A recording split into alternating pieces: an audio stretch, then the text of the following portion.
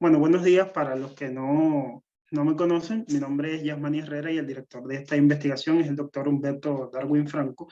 Y yo voy a estar abordando la apropiación y producción de sentido sobre los podcasts en comunidades virtuales. Para dar inicio a esta investigación, es bueno explicar algunos elementos que son, digamos, muy importantes para poder entender por qué centrarnos en los podcasts específicamente y qué contexto o cuál es el escenario en el que se van a estudiar estos elementos. En primer lugar, estamos hablando de las dinámicas de las comunidades virtuales que permiten rastrear de manera singular la producción de sentidos en su dimensión colectiva a través del discurso. Y es precisamente en ello en lo que radica una de las razones más importantes para el desarrollo de este estudio. Esto lo podemos entender como una singularidad.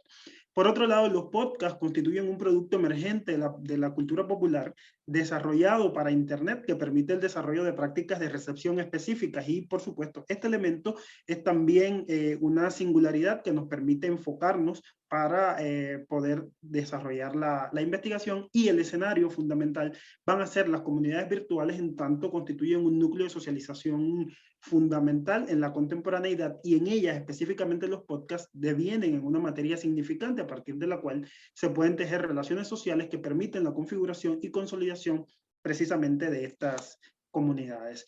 Esos son como elementos a grandes rasgos que en la introducción o digamos en este primer capítulo de la investigación están mejor explicados, más profundamente detallados, pero nos conllevan a una pregunta de investigación que es cómo los procesos de apropiación, y producción de sentidos colectivos sobre los podcasts por parte de los miembros del Club de Podcast Radio Ambulante tributan a la consolidación de esa comunidad virtual. Con esto entendemos que el Club de Podcast de Radio Ambulante es una comunidad virtual que se desarrolla en el espacio de Facebook fundamentalmente, pero que tiene otras plataformas hacia las que se extiende, y por eso también vamos a hablar de otros elementos más adelante. Por supuesto, vamos a tener algunas preguntas específicas que nos van a permitir profundizar en en las características estas de las que estamos hablando desde el inicio en la pregunta general, ¿no? Y entonces estamos hablando de prácticas, vamos a hablar de qué prácticas de socialización han desarrollado o desarrollan los miembros del grupo del Club de Podcast Radio Ambulante, cómo se apropian y producen sentidos los miembros del Club de Podcast Radio Ambulante, y cuáles son los procesos de apropiación y producción de sentidos de los miembros del Club de Podcast Radio Ambulante que inciden en la estructuración y consolidación de esta como comunidad virtual. Los objetivos, por supuesto, responden a las preguntas. En este caso, el objetivo general sería explicar los procesos de apropiación y producción de sentidos colectivos sobre los podcasts por los miembros del Club de Podcast Radio Ambulante, y cómo contribuye a la consolidación de esa comunidad virtual, y los objetivos específicos estarían en correspondencia, o sea, serán identificar las prácticas de socialización desarrolladas por los miembros del Club de Podcast Radio Ambulante, caracterizar los procesos de apropiación y producción de sentido de los miembros del Club de Podcast Radio Ambulante y describir los procesos de apropiación y producción de sentidos colectivos que inciden en la estructuración de la comunidad virtual Club de Podcast Radio Ambulante. Todo esto dentro de esta primera parte que tiene que ver con la contextualización y el objeto de estudio nos lleva a plantearnos una hipótesis que aquí por una cuestión estética está dividida en dos, pero en realidad es una sola hipótesis, y nos habla, nos hace presumir o presuponer que la diversidad de orígenes, contextos, formas de acceso y mediaciones tecnoculturales a las que están sometidos los miembros del Club de Podcast Radio Ambulante implican la modificación de sus prácticas de socialización, por un lado, y al mismo tiempo esas mediaciones posicionan a los sujetos y ponen en tensión los sentidos que estos producen a partir de los podcasts al interior de la comunidad, e inciden en los procesos de circulación, negociación y consenso necesarios para lograr la cohesión del grupo. Esta es una presunción que nos va a permitir entonces entender qué puede estar sucediendo al interior de una comunidad virtual específica como puede ser el Club de Podcast Radio Ambulante. Antes ya de entrar como de lleno, sí me gusta definir cuál sería la perspectiva y el enfoque que estarían condicionando o rigiendo esta investigación. En primer lugar, estamos hablando de la perspectiva semiantropológica de la mediatización desde un enfoque sistémico y específicamente se va a entender desde una perspectiva cualitativa. ¿Por qué es importante esta perspectiva? Bueno, en primer lugar, porque la perspectiva semiantropológica de la mediatización nos permite el abordaje de los fenómenos mediáticos que en esta investigación van a ser entendidos, según Verón, como la exteriorización de procesos mentales bajo la forma de un dispositivo material dado. Y esto es muy significativo porque ya nos habla de una especificidad dentro de la teoría de la mediatización que, como vamos a ver más adelante, es una teoría bastante amplia y que la investigación tiene como, en el caso del capítulo teórico, como un recorrido que nos permite entender esta teoría en su diversidad con un punto específico asociado a esta perspectiva semiantropológica.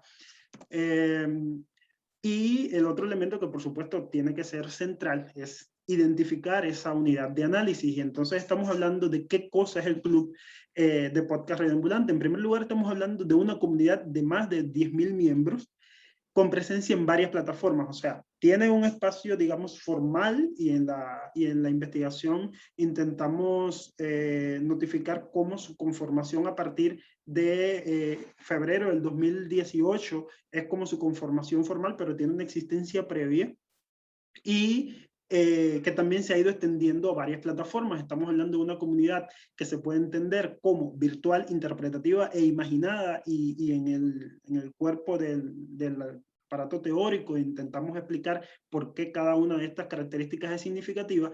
¿Y quiénes la conforman? Bueno, estamos hablando de latinos que viven en Estados Unidos, Europa y por supuesto en la región latinoamericana, que están interesados en los podcasts como materia significativa. Y el otro elemento es que una parte de esta comunidad se ha organizado en subgrupos que ellos mismos llaman clubes, o sea, se autodenominan clubes, y con un elemento que es significativo y es que atienden a la proximidad geográfica para la integración de estos clubes, lo cual es un elemento interesante, sobre todo porque en el espacio de las redes supuestamente lo geográfico no era algo que pudiera ser notado como algo importante, y aquí justamente es un elemento que genera un nuevo tipo de asociación. Eso lo vamos a explicar después ya digamos en el aparato metodológico, sobre todo porque nos va a dar algunas pistas de cómo estudiar estos elementos.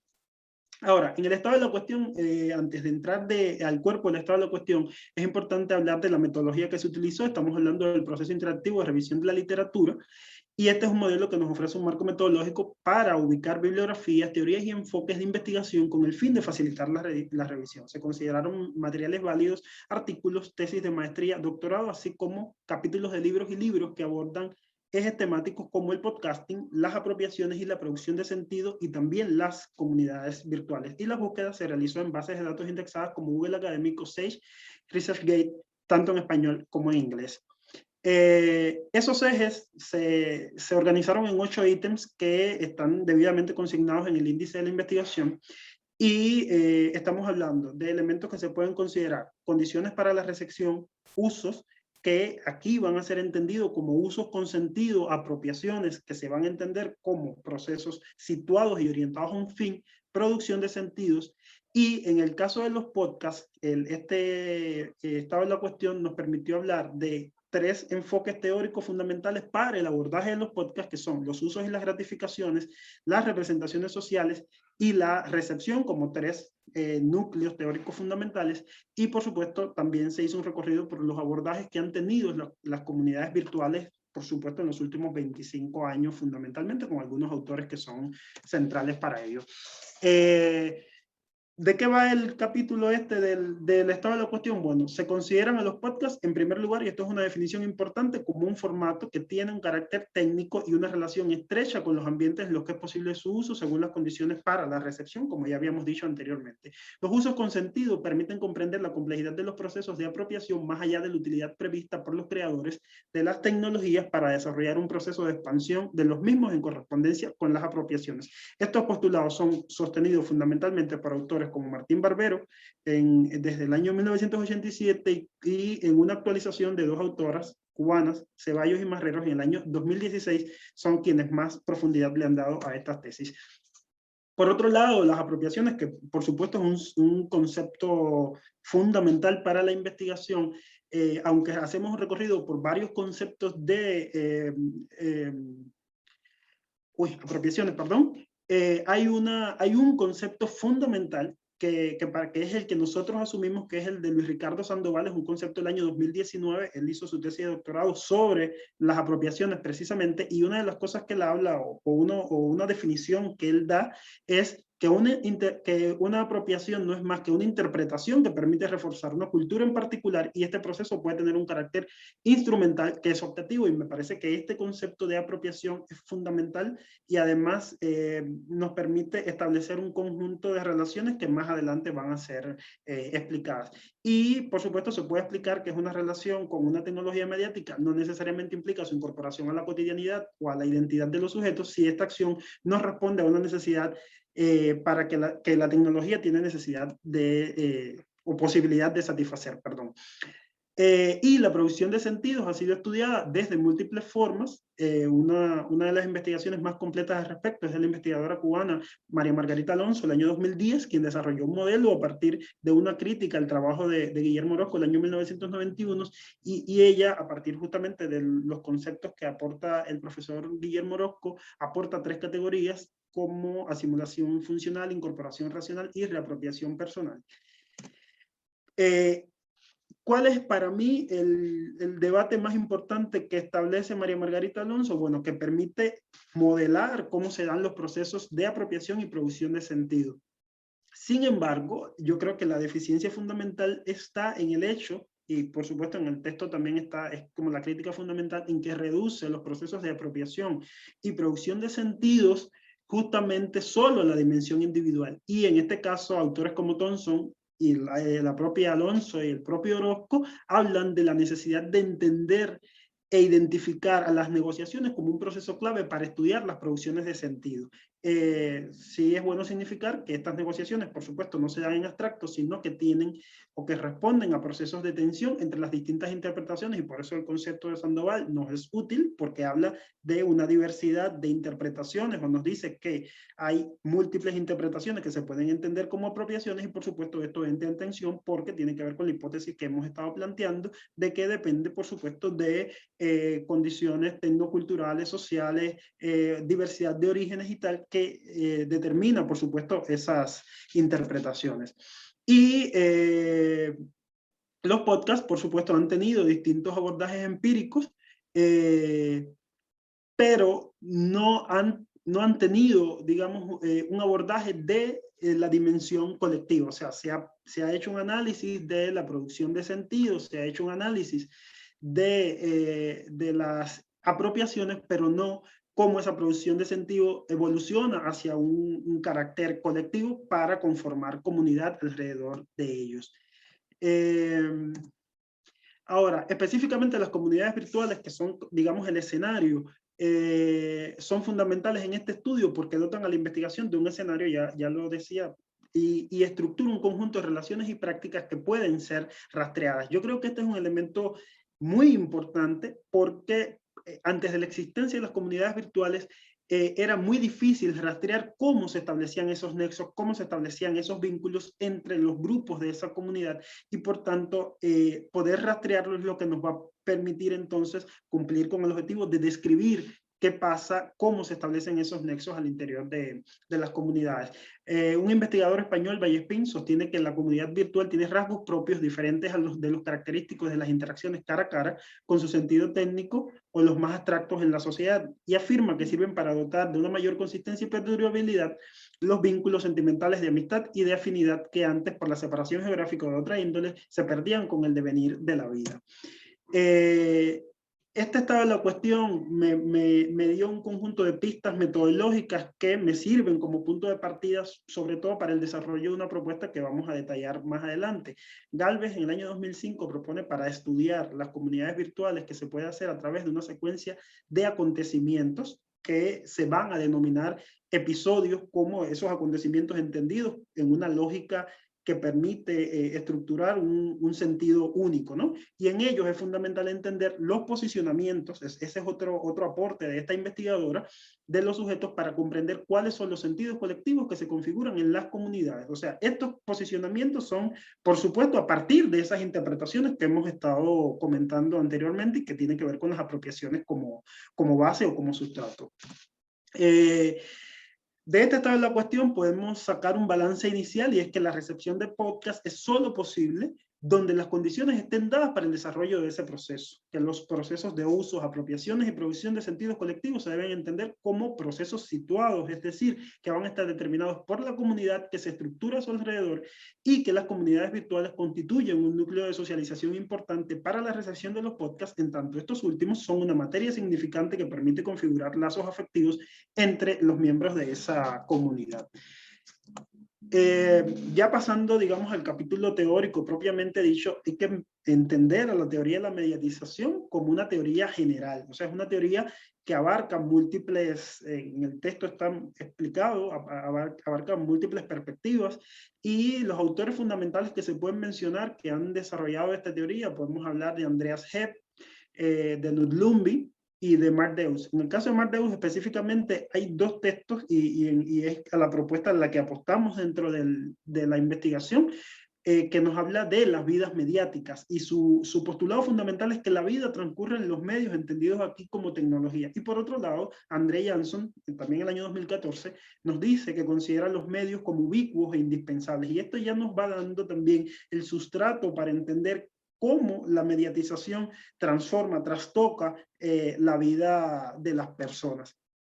Específicamente la propuesta de Deus nos habla de un conjunto de categorías que se reconstruye a partir de autores como Habermas, como Husserl, y aquí vamos a rescatar tres categorías que consideramos importantes, que son mundo de vida, que en la teoría latinoamericana de la recepción se puede entender como mediaciones por el tipo por la descripción que hace en los procesos. Estamos hablando de Wikimundo, que también podrían ser entendidas como las comunidades virtuales.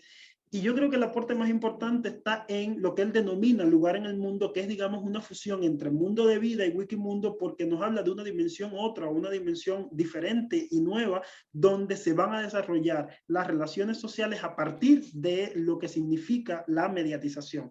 Desde la teoría de la mediatización, uno de los debates más significativos gira en torno a la diferencia entre mediaciones y mediatizaciones. La mediatización se entiende como un proceso a largo plazo que permite registrar y comprender los cambios socioculturales que son profundos y duraderos, y que pueden caracterizarse como transformación en lugar de simplemente cambios. Es una visión que da Lumbye después de hacer un debate bastante interesante en el que incorpora un conjunto de autores, sobre todo europeos. Y las mediaciones, por su parte, tienen un carácter regular, pero no transformativo, y esto también es importante lo que señala Lumbye. Y en el caso, por ejemplo, de Stig Harvard, habla de distintas instancias de mediación que no pueden cambiar las relaciones sociales y los patrones de interacción dentro y entre las instituciones de la sociedad. Ahora, pasemos a la perspectiva semiantropológica, que es, digamos, en la que se centra la investigación, y digamos, una perspectiva que está propuesta por Eliseo Verón en el año 2014, y que se basa en explicar cómo ocurre la producción de sentidos colectivos en un contexto mediatizado.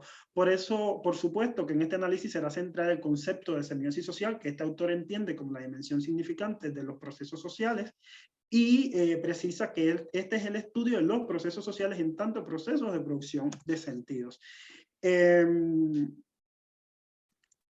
Ahora, para poder explicar este concepto, digamos, o esta noción de perspectiva semiantropológica, es importante ver cuáles son los conceptos fundamentales que se aportan desde esta perspectiva. Estamos hablando de la gramática de producción y reconocimiento como el conjunto de restricciones que dan lugar a la producción y el reconocimiento de productos mediáticos, y las distintas ampliaciones que ha tenido a partir de un conjunto de autores, sobre todo argentinos, que han desarrollado esta perspectiva ampliando sus alcances. Estamos hablando de Mario Carlón, que en el año 2020 afirmó que es el cambio que el cambio fundamental que se ha dado con las tecnologías o con la mediatización, con las tecnologías mediáticas, es que los sujetos pasaron de estar en reconocimiento a estar tanto en reconocimiento como en producción, y por supuesto enumera un conjunto de factores que desde esta mirada permiten la conformación de colectivos. A partir de las experiencias en común que han tenido los miembros de determinadas comunidades o de las personas que se relacionan a través de las tecnologías, de las prácticas catárticas y la reconfiguración del lugar de las personas a partir de las narrativas que los sitúan en el espacio mediático. Otros conceptos son el de comunidad virtual, y el de comunidad imaginada. En el primer caso es el concepto de Harvey, se me fue la A de este autor canadiense, y en el segundo caso es el de comunidad imaginada, que es un concepto de Anderson, que es súper interesante porque es un concepto que proviene de la historia, pero que se ajusta perfectamente a lo que intentamos explicar, y el concepto de comunidad interpretativa, que es un concepto propuesto por Guillermo Orozco. Lo interesante del concepto de comunidad virtual que hemos manejado anteriormente es que permite englobar o permite darle a los otros dos conceptos un espacio dentro de la noción de comunidad virtual. Y lo importante aquí entonces es que estos autores dentro de esta perspectiva le dan al lenguaje un peso central o lo identifican como una estructura fundamental para identificar los alcances y límites de las relaciones y las interacciones que se dan en una comunidad. Por otro lado, a través de esta estructura se le puede dar seguimiento a las conexiones que garantizan la circulación, y la circulación entonces viene a ser un elemento también muy importante porque es a partir de él donde se dan las producciones de sentido. Ahí estamos ya dando de alguna manera respuesta a uno de los objetivos, que era explicar cómo sucede ese proceso, ¿no? Y tiene que ver con que, aun cuando estos no coincidan en tiempo o espacio por el propio carácter imaginado de la comunidad, lo que sí queda claro es que hay una modificación de la intersubjetividad, ya que los sujetos influyen los unos sobre los otros a través de operaciones discursivas que promueven acciones y consolidan el grupo. La propuesta teórica estaría hablando entonces de un conjunto de procesos que van a ser entendidos como los episodios, ya lo habíamos adelantado, y son operaciones que permiten rastrear los posibles sentidos producidos de manera colectiva sobre los podcasts en su condición de manera significante específica. Y bueno, estamos hablando de, esta sería como la estructura de la propuesta teórica. Estamos hablando de episodios que van a estar divididos en 3 etapas: apropiación, posicionamiento, tensión y circulación, y negociación y consenso. Es importante, yo no, en el texto, por una cuestión de tiempo, no había incluido los avances, digamos, metodológicos, pero sí creo que es importante para el coloquio decir cómo va a estar estructurado esta parte de la investigación. Y entonces, bueno, vamos a estar hablando de una estrategia de muestreo que incluye el muestreo por características de grupo, a partir justamente del tipo de grupo que vamos a estar investigando, y estos serán seleccionados en 3 subgrupos que van a ser entendidos por ese criterio geográfico del que yo hablaba al principio, que van a ser estos clubes. ¿Y cuáles son los criterios que nos van a permitir seleccionar estos clubes? Bueno, la diversidad de orígenes de los participantes, reuniones frecuentes y la presencia activa en varias plataformas. En este caso van a ser seleccionadas 2 plataformas fundamentales, Facebook y Zoom. En esas plataformas es donde se va a dar entonces el análisis de los procesos de circulación que hemos estado refiriendo anteriormente. Y el otro elemento que también es importante es el método etnográfico, que sería, digamos, el método que estaríamos utilizando, ¿no? Y en primer lugar, ¿por qué lo vamos a utilizar? Porque es una etnografía que amplía es un tipo de etnografía que amplía su campo al ciberespacio, según Fresno, en un artículo del año 2011, porque es un método adaptativo y práctico, porque tiene un enfoque mixto que en este caso va a tener una preponderancia del carácter cualitativo y que permite además comparar los resultados de la observación con la bibliografía. Creo que también es un elemento que ha sido fundamental porque es el que nos va a permitir el desarrollo de una nueva reflexión teórica, y por tanto ha estado como en el centro de lo que hemos estado desarrollando, y da lugar a interpretaciones de la realidad a partir de las articulaciones del objeto de estudio, y ha sido utilizado en investigación en torno a los podcasts de comunidades que se articulan a su alrededor. Eso también es muy importante porque ya tiene un precedente para nosotros como investigadores. Entonces, las 3 etapas son fundamentales. O sea, estamos hablando de estrategia de apropiación y posicionamiento. En este caso, serán analizadas a través de la observación no participante. Aunque yo soy parte de la comunidad Club de Podcast Radioambulante, para mí es importante que ese elemento no contamine la visión o la observación. Por tanto, vamos a estar hablando de un tipo de observación de segundo grado. En esta etapa se desarrollará a partir de la conformación de una guía de observación que permita registrar prácticas que muestren las apropiaciones como una forma de interacción de los sujetos con las tecnologías, las cuales están orientadas a un fin, como ya habíamos hablado, ¿no? Digamos conceptualmente. Y la observación permitirá identificar los roles de los sujetos a partir de las prácticas al interior de los subgrupos y en el grupo, digamos, en general.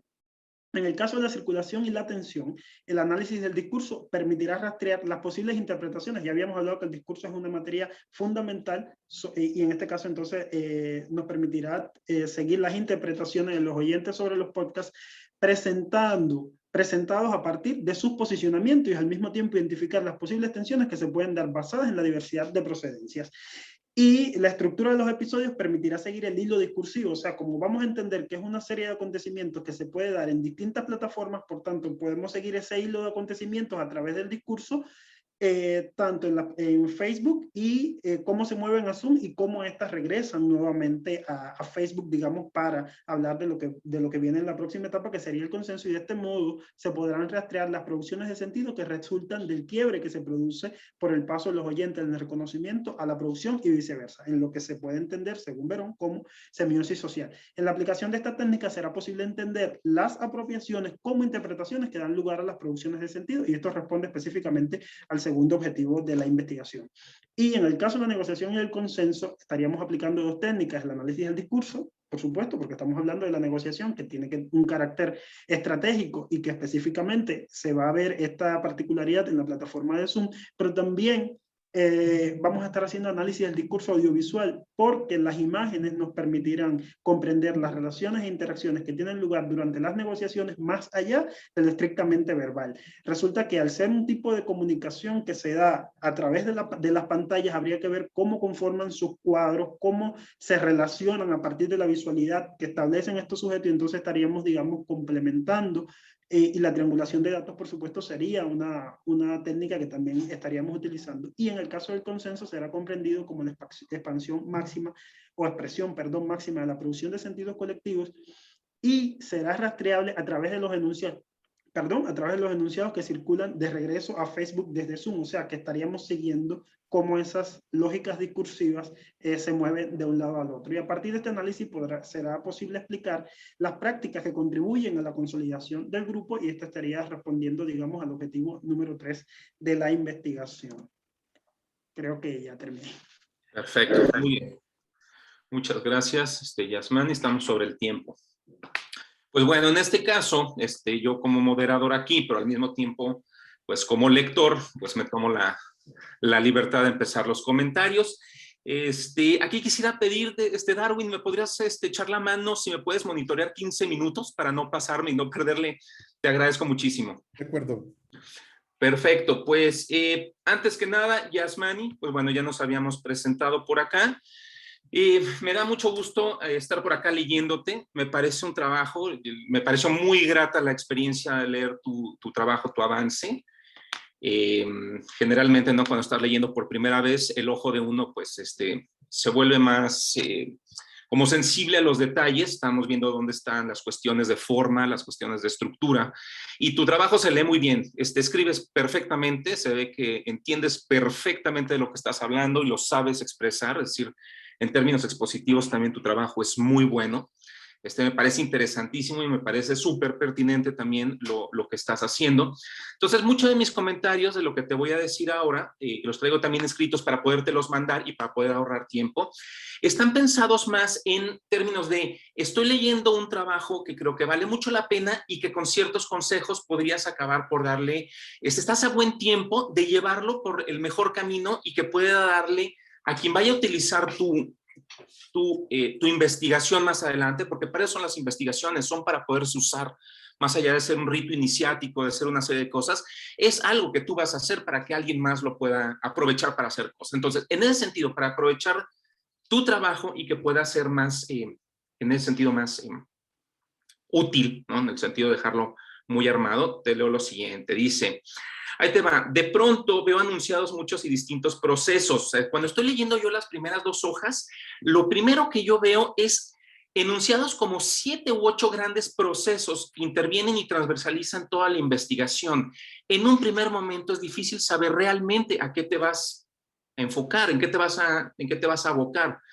Dice: de pronto veo anunciados muchos y distintos procesos, por ejemplo, y aparecen así en ese orden: apropiación, producción, recepción, construcción de identidad, apropiación tecnológica, construcción de comunidad Y lo que te digo acá, eso hace que se pierda un poco el foco en los procesos que son el centro de la investigación. Yo estoy pensando mucho como una persona, imaginémonos que tú estás presentando esto a alguien o a una institución que te va a financiar la investigación. Tú tienes que convencerlos para que te den el dinero para financiar esa investigación. Si yo estoy leyendo esto como un dictaminador, el problema sería que yo no sabía realmente a qué tipo de proceso, qué tipo de problemática relacionada a qué proceso es la que tú estás intentando trabajar. Más adelante queda mucho más claro, definitivamente, pero es algo que tenemos que resolver en lo primero, en la primera parte, que es la promesa de venta de tu documento, no de la investigación, del documento que nos está hablando, esto es lo que te estoy vendiendo y esto es lo importante en esto, y en esto se diferencia de otras cosas. El proceso central es esto. Te pongo aquí un ejemplo, dice, lo pones así y leo, esto es literal. Este trabajo busca comprender cómo la recepción, aparece un proceso de podcast, determina la interpretación, proceso, de un producto cultural específico. En particular, dentro de la recepción, otro proceso, le prestaría atención a los procesos de, y en este caso, otros procesos que son apropiación y producción y participación individual y colectiva para integrarse a múltiples conversaciones sociales. Pero, y ahí va, en la pregunta aparece algo más. ¿Cómo en los procesos de apropiación y producción de sentidos colectivos sobre los podcasts por los miembros del Club Podcast Radio Ambulante contribuye, y ahora aparece otro proceso, que es la consolidación de la comunidad virtual? Estamos hablando de cerca de 10, 12 procesos. Todos están encadenados, todos sabemos que tienen una relación. Los procesos de uso tecnológico tienen que ver con los procesos de apropiación tecnológica, que tienen que ver con los procesos de recepción y por lo tanto con los de construcción de sentido. La cuestión es que en la redacción del problema, la problematización contada de lo que estás haciendo, no guardan una jerarquía. ¿Cuál va a ser el proceso central? Sabemos que la recepción tiene un papel, una situación centralísima, es donde va a estar girando todo lo demás, pero ¿cómo se acomodan todos los otros procesos? ¿Cuáles son subsidiarios? ¿Cuáles son, tú lo decías con una palabra que me gustó mucho, cuáles son tributarios? ¿Cuáles están tributando a qué y en qué sentido y en qué orden?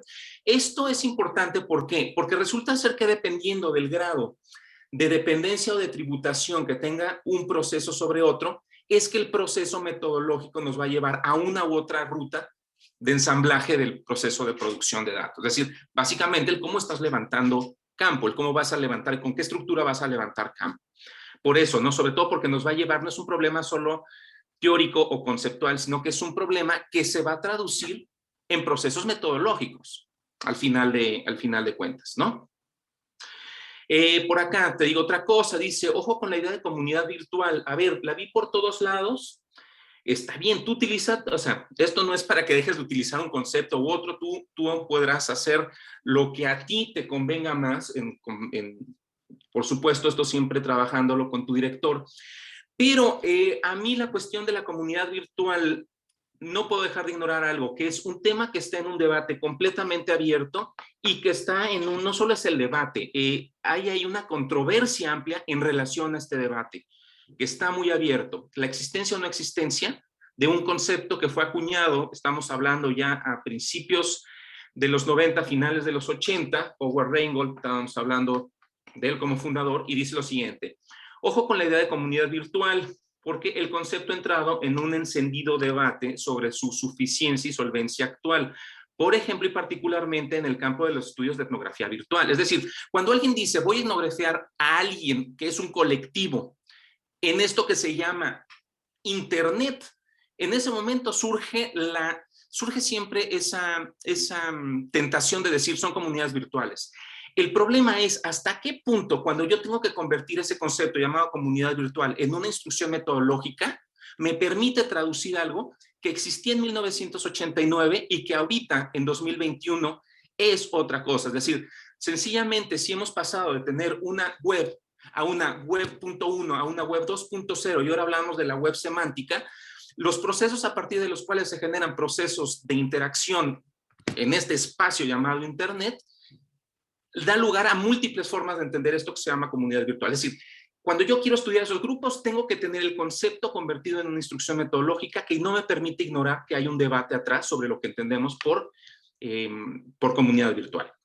Te lo digo así, dice, En este contexto, en el de las etnografías virtuales, hay extensas definiciones de lo que algunas autoras y autores conciben como comunidades virtuales y esto en tu trabajo, pero no hay una revisión histórica al concepto. Es decir, algo que extrañé en tu trabajo fue una revisión al concepto.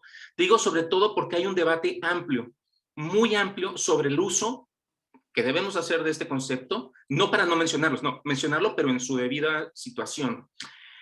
Por ejemplo, algo que me pareció también importante es que Reingold no aparece. Por ejemplo, Reingold, cuando se asume que Reingold es Howard Reingold es el fundador del concepto, ¿no? Es decir, ahí lo que estamos haciendo no es porque esté Reingold o no, no importa si no está. El asunto es que esto obvia que no hay una revisión histórica del desarrollo del concepto. ¿Cómo hacemos esto? Se solventa bien fácil. Tú ya tienes muchos conceptos sobre lo que concibes como comunidad virtual y está muy bien, úsalo. Sigue usando la idea de comunidad virtual desde tu conceptuación. El asunto es no podemos ignorar lo que está detrás como histórico de este concepto. ¿Cómo lo puedes resolver? Aquí si quieres te comparto dos consejos.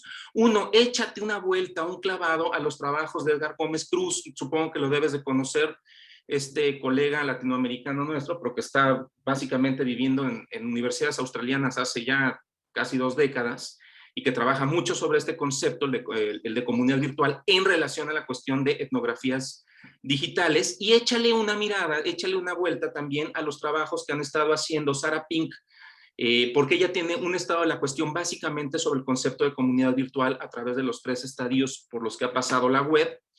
Y dale una vuelta a la gente del Digital Ethnography Research Center, estos que también están en Australia. O sea, Australia es como centralísimo para entender lo que estamos trabajando.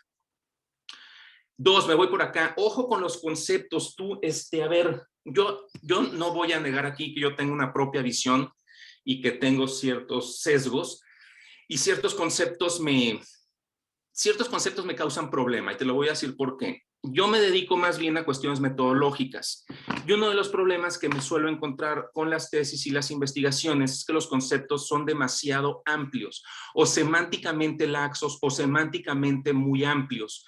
Son conceptos paraguas que después, para convertirlos en cuestiones metodológicas, se vuelve complicado. ¿Qué quiere decir esto? Dice, ojo con los conceptos de sentidos compartidos, apropiaciones y materia significativa. ¿Por qué?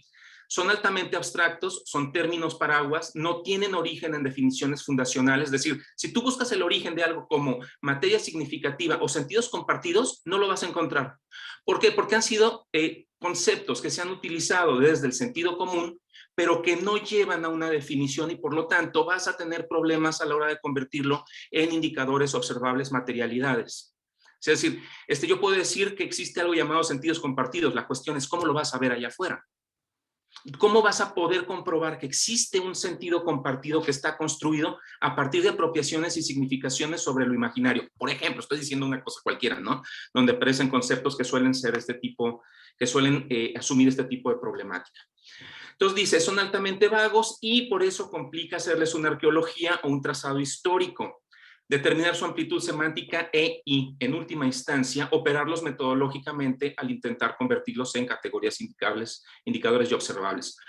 Dice por acá, te cito textualmente, en este punto es preciso apuntar que las comunidades virtuales, y en especial el club, serán estudiados porque como grupo es un caso atractivo para constatar el alcance de las modificaciones provocadas por la incorporación de los podcasts a sus vidas como un consumo significativo. ¿Qué es un consumo significativo? ¿Cómo lo vas a ver empíricamente, por ejemplo? Que permite la apropiación. ¿Cómo ver la apropiación? Y la producción de sentidos. ¿Cómo puedes asegurar que hay una producción de sentidos? No estoy diciendo que no exista. Estoy diciendo que es complicado agarrarlos, objetivarlos, bajarlos, ¿no? Convertirlos en algo que puedes operar como un dato. Entonces, bueno, yo te digo, no es que dejes de usarlos, no, nada más hay que buscar la forma de volverlos manipulables. Por ejemplo, ¿dónde vi este problema? Cuando hablas de construcción de sentidos compartidos, básicamente no aparece una sola definición sobre lo que es un sentido compartido, pero en cambio aparecen un montón de definiciones técnicas y un montón de definiciones operables sobre lo que es recepción.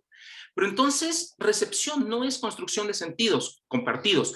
Recepción llevará algo que es la producción de sentidos compartidos, pero entonces si recepción está relacionada a sentidos compartidos, hay que definir también sentido compartido, ¿no?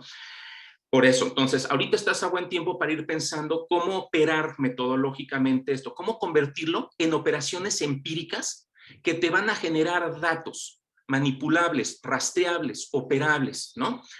Vámonos un poquito más para adelante, estoy por acabar. Dice, bueno, ojo, también con cuestiones de la construcción del estado de la cuestión, Yasmani. Por ejemplo, veía que decías que vas a utilizaste Google Academic, ResearchGate, que son bases indizadas. Ojo, si hay algo que no es indizado por definición, son ni ResearchGate ni, en este caso, Google Scholar. Lo indizado es más bien un conjunto de revistas o de acervos hemerométricos, hemerográficos, que lo que te permiten es generar rastreo. ¿De qué? Del uso justamente de ese conocimiento. Eso es lo que hace indizado algo que es indizado. Entonces, échate una mirada, sobre todo y particularmente, o sea, ya lo hiciste con esto, no estás perdiendo tiempo, solo suma una nueva etapa que te permita buscar en bases de datos que sí están trabajando indizadamente. Básicamente Scopus, básicamente Web of Science. Por ejemplo, ¿por qué me di cuenta de esto o por qué te lo comento como algo importante? Hay un texto que es centralísimo hoy en día, centralicísimo por nuevo, centralicísimo por puntual, que es un texto de los Lindstrom, que es un texto metodológico, que es, no se lo has visto, no está ahí consignado y por eso me imagino que no fue una búsqueda muy completa, sobre etnografía del podcast. Te lo voy a compartir, lo tengo aquí, te lo paso inmediatamente para que lo tengas, ya no tengas ni que buscar. Entonces te vas a encontrar un montón de cosas que son nuevecitas y que son como de punta, pero que si no las rastreamos a partir de las colecciones donde están, no lo vas a encontrar nunca. Yo creo que algo que ya está escribiendo sobre cómo se hace etnografía del podcast te puede ayudar un montón. Y así hay otros 27,000.8 documentos que pueden estar ahí, ¿no? Entonces, para ampliar tu búsqueda en ese sentido. ¿Qué más? Ojo, en lo metodológico, y con esto acabo. Tú le decías muy bien, tú tienes un papel de sujeto testigo dentro de tu propio fenómeno, del fenómeno que estás estudiando. Es decir, tú eres al mismo tiempo alguien que está viviendo el fenómeno, es nativo del fenómeno, pero intenta generar una especie de extrañamiento sobre el fenómeno. Aquí sería importante, o bueno, sé que lo tienes consciente porque lo dijiste, voy a hacer una observación de segundo orden y demás. Igualmente, yo te recomendaría que para hacer todavía más, para quitarle sustos a cualquier posible lector, lectora que te vaya a leer después, desde una lectura metodológica, poner los criterios a partir de los cuales vas a trabajar. ¿No? Voy a generar un extrañamiento, voy a generar una vigilancia epistemológica sobre mi propio proceso, soy un sujeto testigo, estoy trabajando desde una versión EMIC, porque estás trabajando desde dentro de las conceptuaciones, de las producciones de sentido internas y nativas. Entonces, eso... Hay un posicionamiento entre lo EMIC y lo ETIC, el observar desde dentro del sistema y desde el fuera del sistema para generar descripciones y explicaciones sobre lo que estás queriendo hacer. Mucha gente cree, ¿no? Yo no soy de esa tradición, que alguien por pertenecer a un fenómeno o a una problematización no puede estudiarla. Bueno, no existiría la antropología si no pudiéramos hacer eso. El asunto es, sí se puede, la cuestión es hay que tomar estas medidas. Hay que decirlo, hay que decir, los sesgos son inevitables, pero yo elijo, ¿no? Yo, Yasmani Herrera, elijo trabajar, ser consciente de estos sesgos, el sesgo de presencia, el sesgo de co-construcción de la problematización como sujeto testigo desde dentro de la problemática, y sabiendo que no puedes evitar los sesgos, tú eliges, te das la libertad de elegir en qué sesgos te metes, ¿no? Es un poco el decir, no puedo evitar el tener una visión de un tipo, pero sé que al menos estoy parado en una visión de este tipo. Porque si no, el asunto es que esto se podría convertir en un estudio de caso, ¿no? Es decir, este caso es el importante porque es en el que yo estoy y es el que conozco desde dentro, lo cual te va a quitar eso que llamamos validez interna. Así que esto pueda tener validez externa. Lo estoy viendo desde adentro, pero es también para extrapolarlo hacia el exterior. Con eso yo dejo mis comentarios, quedaré por aquí, te pido al ratito tu correo y te hago llegar estos 3 documentos, al menos uno de Gómez Cruz, te hago llegar este otro de Lindstrom sobre la etnografía de los podcasts, y si encuentro algo más por acá, también con todo gusto te lo comparto. Gracias. Entonces, bueno, pues gracias, pues yo, ¿verdad? Ahora me toca a mí. Muchas gracias, Darwin. Vuelvo a poner aquí mi cronómetro. Y estamos, pues adelante, le damos la palabra a tu director, el doctor Darwin Franco. Muchísimas gracias, Darwin. No, más bien al contrario, tanto Yasmani como yo estamos muy agradecidos con tu lectura siempre fina, puntual, ¿no? Y siempre como solidaria, Rodrigo. Yo en efecto, al escucharte y al volver, digamos, a leer a Yasmani una vez más antes del coloquio, sí, bueno, en el acompañamiento y sobre todo en el proceso de escritura, así como está en el resto de las compañeras y compañeros, hay como un ensimismamiento, ¿no? Que de repente uno no lo ve hasta que otros ojos externos nos ayudan a entender eso. Y creo que en el caso de Yasmani, al cual yo le reconozco, ¿no? Que es un excelente, digamos, alumno, ¿no? Y es un excelente lector, ¿no? Y queda como muy claro que con él los problemas no tienen que ver con ni con la comprensión lectora, ¿no? Ni con la escritura, sino con la toma de decisiones, ¿no? Con el punto de que a veces nos ha costado en este trabajo, ¿no? Pero sobre todo en este como construcción, como soltar algunas riendas, tomar otras, ¿no? Porque nos ha parecido que todo es relevante, ¿no? Como decía Rodrigo, pero que sí tendremos que soltar algunas cosas para ganar en otras, ¿no? Creo que lo que nos dice Rodrigo en torno a, digamos, cómo volver operativos, ¿no? Cómo volver manipulables en el sentido, ¿no? De encontrar el dato y trabajarlo, nos va a ayudar mucho a tomar decisiones sobre qué elementos teórico-conceptuales, en términos o hablando en razón de categorías, nos van a ser útiles. Parte de esto, no como una justificación de lo que se entrega, sino habrá de resolverse en este ejercicio piloto que Yasmani ya tiene como programado, ¿no? Para saber ya en términos del campo, ¿no? Y con esta mirada de alguien que es testigo o forma parte de la propia comunidad, nos puede dar cuenta de si es posible o no sostener las premisas que teóricamente ahora tenemos, ¿no? Que pensamos que se puede generar. Y ahí también, desde luego, que la justificación que hace y la construcción que hace Yasmani en torno a la recepción, eh, sí tiene como este sentido, ¿no? De posicionarse teórica y metodológicamente, pero claro que eso también deja en evidencia que hay que construir con el mismo ahínco otros conceptos, ¿no? Para darles como la misma fortaleza o paridad en torno de la importancia, ¿no? Sobre todo este que sugiere, digamos, del sentido compartido o el consumo significativo, ¿no?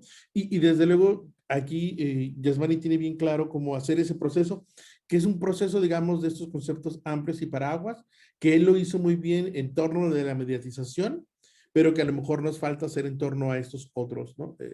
Y ahí es como una cuestión como, sí, ¿no? De tiempo para poder fincar o bajar o darle como mayor fortaleza a esta parte, sobre todo pensando en que en términos metodológicos, en realidad es una parte que está recién en construcción, ¿no? Y que es como la parte que se ha trabajado y agradecemos mucho como la recomendación que nos das. Rodrigo, yo le decía a Yasmani que cualquier texto que uno no encuentra, sí, seguramente te dice a ti y tú lo tienes, ¿no? Eso me queda como muy claro siempre, ¿no? Entonces yo nada más agregaría como también para dar espacio a que Yasmani pueda como en el tiempo que nos queda como reaccionar, es uno, reconocer que hay un gran trabajo, es decir, a Yasmani más bien hay que ponerle como ciertos límites, ciertos parámetros, ¿no? Para que no se vaya, ¿no?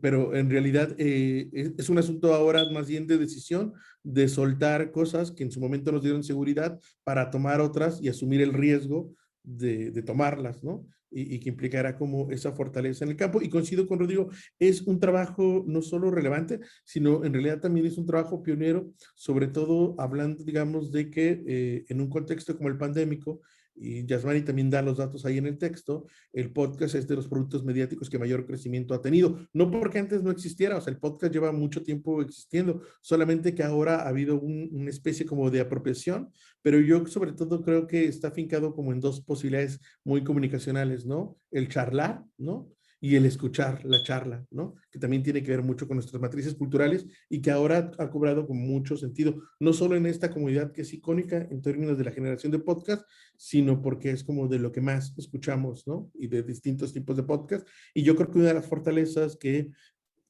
recién Yasmani ha dejado como unos cimientos es la posibilidad de, como dice Rodrigo, generar una tesis que desde luego nos llevó a un puerto, pero que le permita a otros usarse. Y yo creo que ahí hay una potencialidad de un entramado como teórico metodológico, ¿no? Para que alguien que quiere estudiar podcast, no esta comunidad de radioambulante, pero que a lo mejor quiere estudiarlo, la recepción o la apropiación de los podcasts, por ejemplo, de superación personal, o estos que son de comedia, ¿no? O estos que son de comunidades de cine o de cuestiones como muy geek, pueda tomar lo que tú tienes y lo que estás construyendo y adecuarlo para ver, digamos, aunque sí coincido con Rodrigo, ¿no?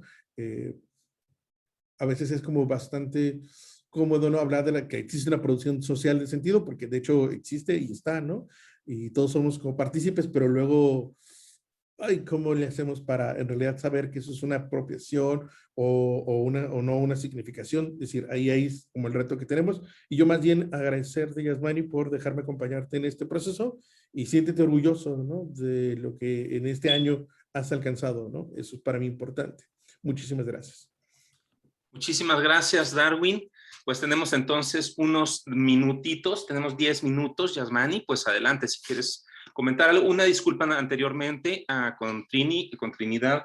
Yo tenía entendido que no íbamos a poder tener como chance a lo mejor de mucho intercambio por los tiempos justos, pero pues estamos teniendo los tiempos perfectos. Pues damos tiempo a que pueda haber no sé si a lo mejor una réplica, pero comentarios. Adelante, Yasmani.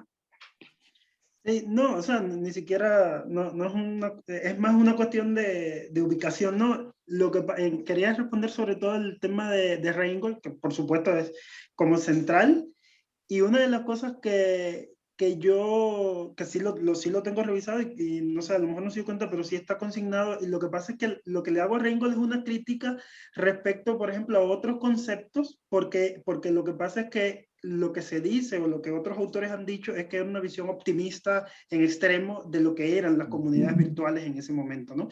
Y entonces, a lo mejor lo que pasa es que no lo declaro como desde una visión histórica en ese momento, pero lo que pasa es que los primeros autores que refiero sobre comunidades virtuales son Cattell en el 96, el propio Rheingold y Harvey, y todos son de los 90, ¿no? Y entonces el otro salto que hago, ya digamos, es de más de los 2000. Entonces, lo que quizás al no haberlo declarado no parece como una revisión histórica, pero sí hay una transición que nos demuestra que en los 90 era técnicamente web 1.0, y la elección que hago de comunidad virtual es porque me parece que es mucho más general, por ejemplo, para explicar lo que pasaba en los 90 y en los 2020, que usar redes sociales, porque redes sociales como categoría, sí, entonces se reduciría solo el presente, porque no podríamos hablar, o sea, redes sociales sociodigitales, no podíamos hablar de esas redes en los 90, porque no había el nivel de interacción,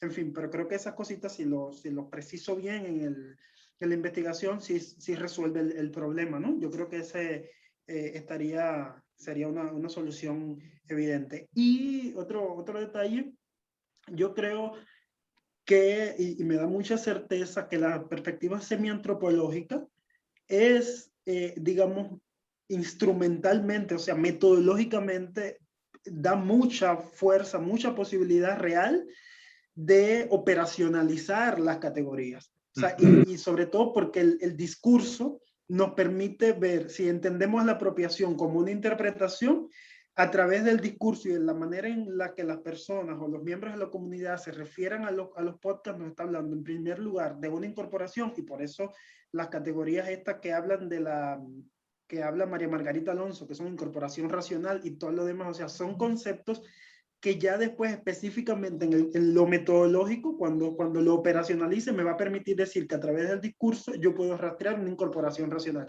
Lo que pasa es que también o sea, eso no está en lo que yo le entregué por un lado, porque tenía que entregarlo en metodología en un tiempo, y por otro lado, es difícil explicarlo en 5 minutos, ¿no? Pero yo creo que esas categorías que sirven para explicar el proceso, digamos, en su dimensión individual, después, tanto en la apropiación como en la negociación, puede ser, digamos, palpable a través del discurso. O sea, porque sí lo he visto ya, digamos, en el propio grupo. O sea, a mí los podcasts me sirven, y aquí pudiéramos estar hablando como una apropiación, para distraerme mientras limpio. O sea, el discurso de ese sujeto, mientras limpio la casa, uso podcast para distraerme bien, para distraerme.